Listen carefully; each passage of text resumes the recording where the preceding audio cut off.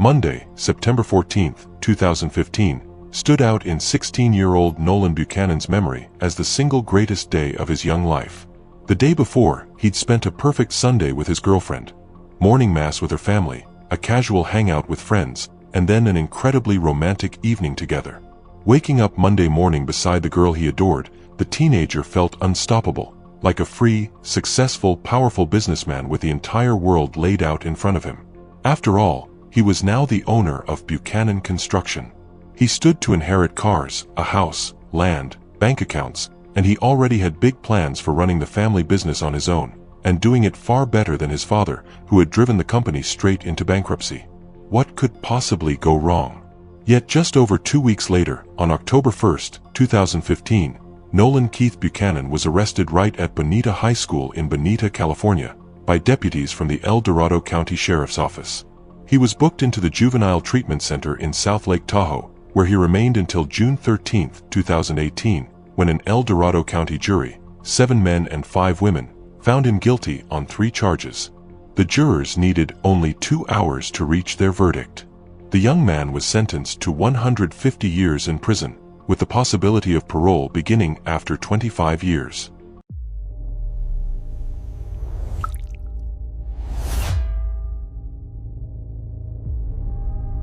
That was the abrupt end of his dream to take control of the family business. Neighbors and classmates described Nolan as the picture of a model kid and a solid student. "As far as I know, he was a good kid," one Bonita High School classmate, Campbell Ruan, said in a later interview. "He always cared about school. He seemed very kind. He was very nice. I'm honestly shocked he got arrested." But what really happened inside the Buchanan family? Let's break this horrific case down in detail. Molly first met Adam Buchanan when she showed up to apply for a job at his firm as an office manager. By the time they met, Adam was already divorced and raising his son Nolan from a previous marriage all on his own.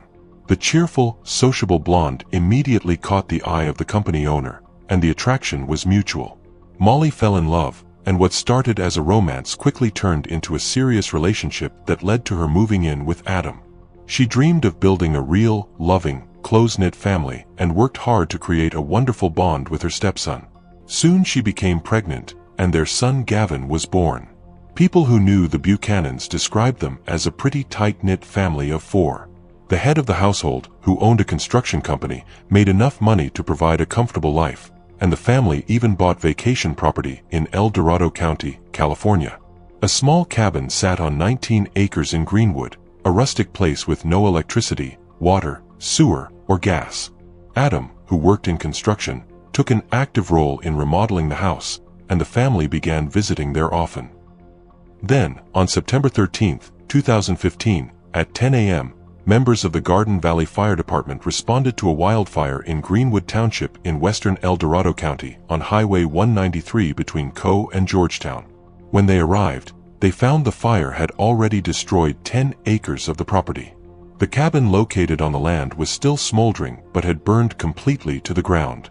Fire department personnel observed charred remains in the ashes. The scene of the fire was left untouched, and at 11 a.m. firefighters called the El Dorado County Sheriff's Office. No one had yet realized what was really there. Firefighters were almost certain the victim of the wildfire was a pet trapped inside the house. The arriving coroner faced a daunting task. The remains of the house were still smoldering, and there was no way to examine the interior until the flames finally died down and the temperature dropped slightly. As the coroner examined the ruins, he smelled the sweet odor of burnt flesh and later discovered a human skull and a burned chest. It appeared the tragedy had claimed someone's life. The officer requested backup. Deputies from the sheriff's office arrived and conducted a thorough examination of the scene. The conclusion was obvious. This small, secluded, remote cabin was not the owner's primary residence. It was most likely a country cabin where people came to vacation. A Dodge truck and trailer were found on the property right next to the cabin. It was possible to run the license plates and identify who the vehicle belonged to. The owner may have been the victim of the wildfire. It didn't take long to determine that the vehicle and trailer belonged to Buchanan Construction, a company owned by a man named Adam Buchanan. The man in question lived about 160 miles from the scene, roughly a 3-hour drive away, in Bonita, California. This information confirmed the police's initial assumption. The cabin was simply a country getaway, a place where the family escaped the hustle and bustle of city life for vacations. Now the question remained, who exactly had been inside? Adam Buchanan himself, or someone else? The name of the company owner gave detectives their first solid lead, and they launched their investigation from there. Officers from the Bonita Police Department were assigned to check on the well-being of Buchanan's family members and confirm whether everyone was safe at home. They drove to the correct address and soon pulled into the Buchanan's driveway, where they spotted a white Ford pickup truck parked there. When they knocked on the door, Adam's 16-year-old son from his first marriage, Nolan, answered. He greeted the uniformed officers with visible surprise and asked what had brought them there. The officers decided to first establish who was currently in the house so as not to alarm the household unnecessarily. Perhaps the company vehicle had simply been borrowed by an employee and not taken by the owner himself. Nolan explained that his father, Adam, had gone away for the weekend to their country property 160 miles away, accompanied by Molly and their 8-year-old son, Gavin. According to Nolan, they were expected back home that evening. He said his father had left him in charge of watching the house while they were gone. At that point, investigators still lacked sufficient evidence to conclude that the remains in the cabin belonged to the Buchanans. But the information they had gathered, combined with the discovery of what appeared to be human remains belonging to 2 people by the evening of September 13th, was enough for authorities to officially report the family as missing in El Dorado County. The very next day, September 14th, El Dorado County Sheriff's deputies returned to Nolan's home to speak with him more thoroughly and try to piece together exactly who the fire had claimed. This time, officers were met at the door by Adam's parents, Howard and Susan Buchanan. They explained that their son, the owner of the burned-down cabin, often handled his own home repairs and therefore traveled there frequently. The grandparents were deeply worried. They had been unable to reach their son or daughter-in-law at all. From their account, the officers learned that the cabin was equipped to run on generators, but at the time of the tragedy, it had no electricity. There were, however, gas cylinders stored inside the structure. This detail immediately gave rise to 2 main theories. The fire could have started accidentally, or it could have been set intentionally. By September 15th, the fire scene had finally cooled enough for investigators to move in and start collecting evidence, including debris from a nearby fire pit. According to Detective James Peterson of the El Dorado County Sheriff's Office, new remains were discovered that completely changed the direction of the case. Police found a piece of skull with a clear bullet hole in it. At that point, Detective Peterson said, "We all realized this was actually a homicide. This was not an accidental fire." The sheriff confirmed it. This was murder. The remains were carefully collected and sent off for forensic DNA testing. In the first set of remains examined, a bullet was found lodged in the victim's thigh. The skull fragment with the bullet hole, based on its size, appeared to belong to a child. The theory of a fatal accident collapsed on its own. Murder moved straight to the forefront. No one doubted anymore that the fire had been deliberately set to destroy evidence of the crime. Now investigators had to figure out exactly how and why it happened. Was this a burglary gone wrong? Had someone deliberately taken the family's lives? And if so, who, and for what reason? Or could the crime somehow be tied to Buchanan Construction, the company where Adam Buchanan served as president and chief operating officer? Perhaps someone with a grudge from a business or working relationship. At first, investigators zeroed in on that business angle. They also dug into Molly's life to see if she had any enemies capable of carrying out something this brutal. When those lines of inquiry hit dead ends, officers shifted their focus to the problems inside Molly and Adam's marriage. And there were plenty. Investigators learned that over time, the relationship between Molly and Adam had seriously deteriorated. By the time of the crime, they had been sleeping in separate rooms for quite a while. A diary belonging to Molly was recovered in which she described suffering abuse at Adam's hands. Witnesses who were interviewed spoke of rough treatment and outright abuse, not just toward Molly, but toward the children as well. Molly's mother, Susie Slanker, told investigators, "There were times when I was afraid they would kill each other during one of their arguments." Molly never fully ended the relationship with Adam. Instead, she would periodically take her son and leave for her parents' house, staying a few days before returning, only for the next fight to erupt. It also came out that the couple enjoyed hunting in the area around their country cabin, and since everyone was armed, investigators began to consider a new scenario. During yet another heated quarrel, one of the spouses grabbed a gun, shot the other, and then, realizing what they had done, turned the weapon on themselves. However, there was a glaring inconsistency. If the tragedy stemmed from a conflict between husband and wife, the murder weapon should have been found near the remains of one of them, but it wasn't there. Investigators speculated that the gun might have been severely damaged in the intense fire, making it unrecognizable or buried under debris in a way that wasn't immediately obvious. Over the next 5 days, forensic team members worked in shifts, meticulously sifting through ashes and removing them from the home with surgical precision. The painstaking search turned up nothing. No weapons were recovered from the cabin at all. By then, forensic examination results had come back. The DNA confirmed the bodies belonged to Adam Buchanan, Molly McAfee, and their 8-year-old son Gavin. All 3 victims had suffered gunshot wounds before the fire started, and the angles of entry from the bullet wounds definitively ruled out suicide. With no firearms recovered at the scene, it became clear someone else had been in that house, a 4th person who shot the Buchanans and then set the blaze. The investigation had to start over from square one. Police had no choice but to turn their attention to the 16-year-old son of the deceased, Nolan. When questioned again, Nolan told officers that the family had driven off in an old Dodge truck. According to him, his father had chosen to use the company vehicle instead of his personal white Ford, which was still parked in the driveway, because he had loaded the truck and trailer with rocks he planned to use for landscaping around the country cabin. That was the same Dodge truck and trailer police had found parked next to the burned-out structure.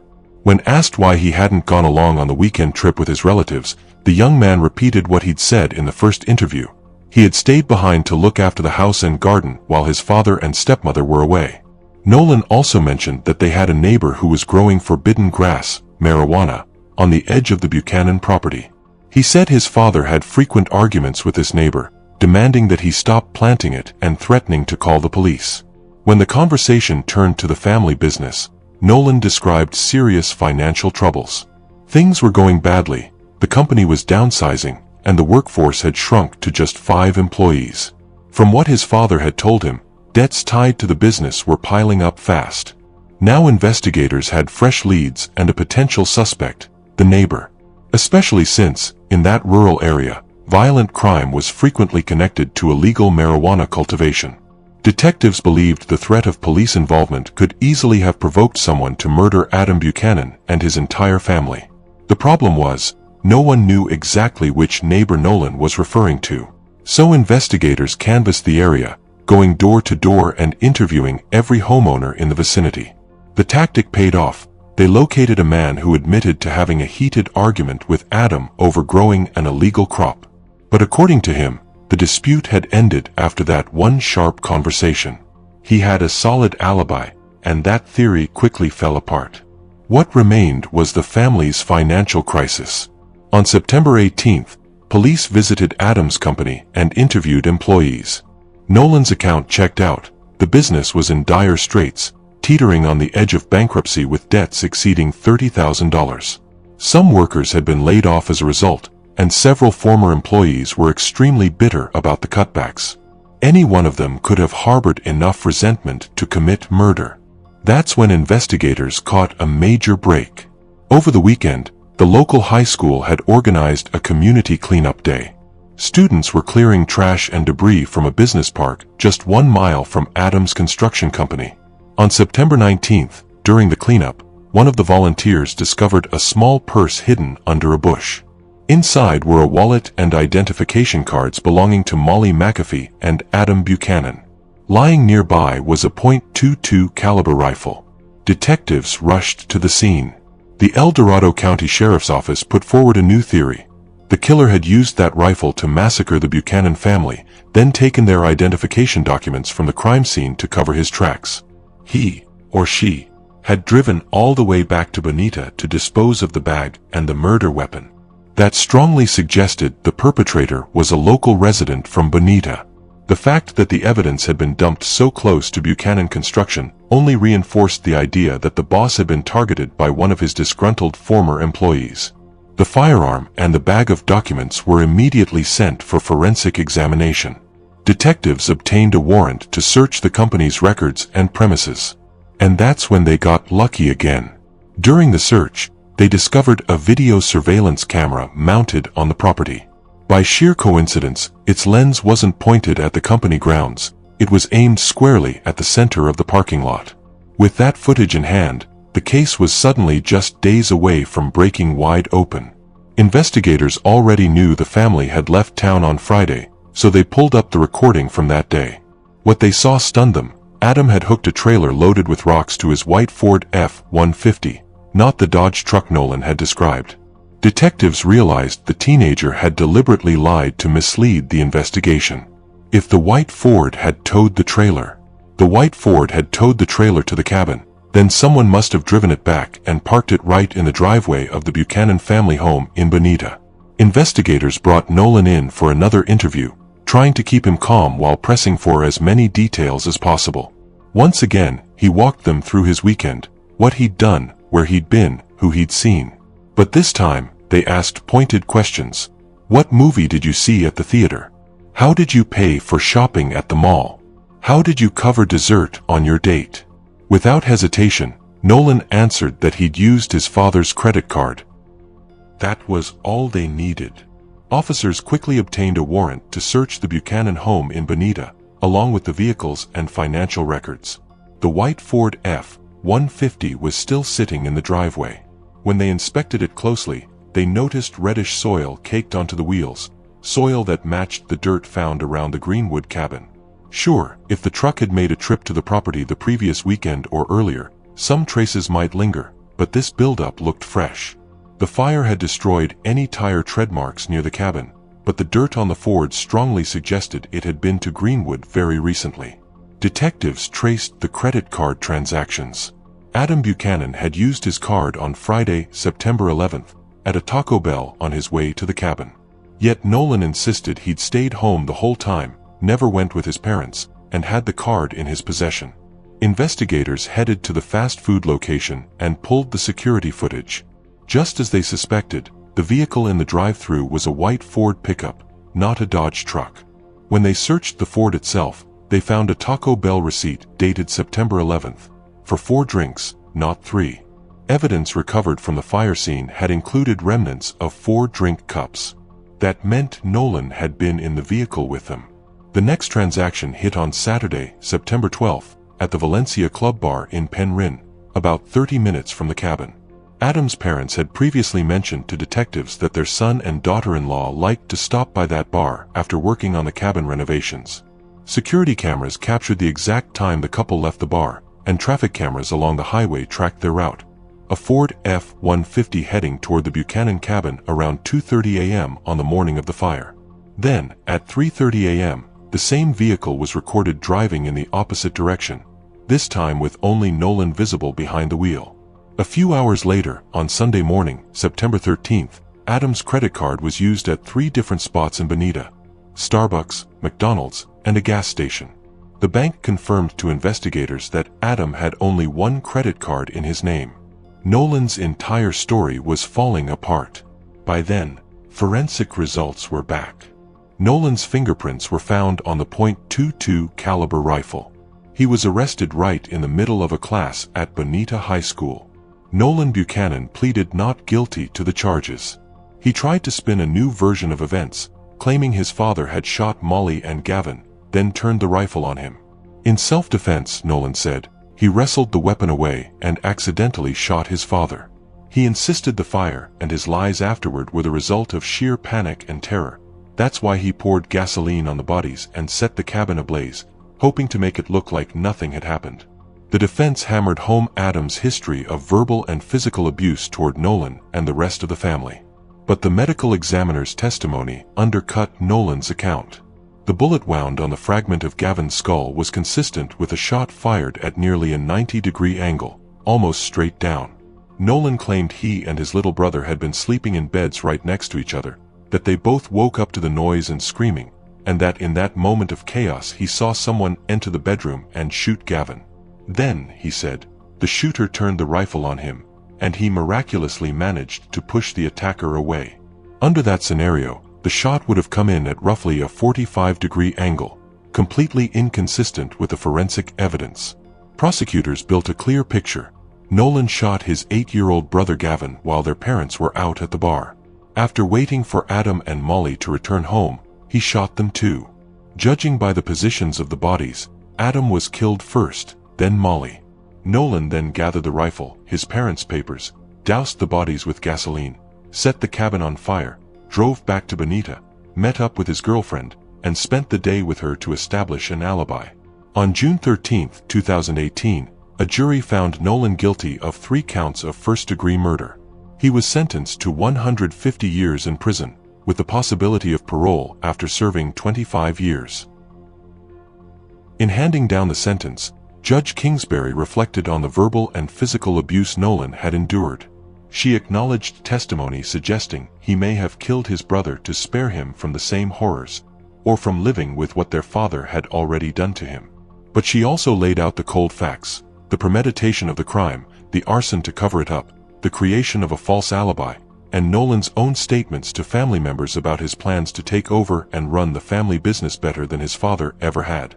The judge pointed to the failure to follow rules and the deviant behavior noted by staff at the South Lake Tahoe Juvenile Treatment Center, where Nolan was held after his arrest. "Everyone has the opportunity to change," Judge Kingsbury told him.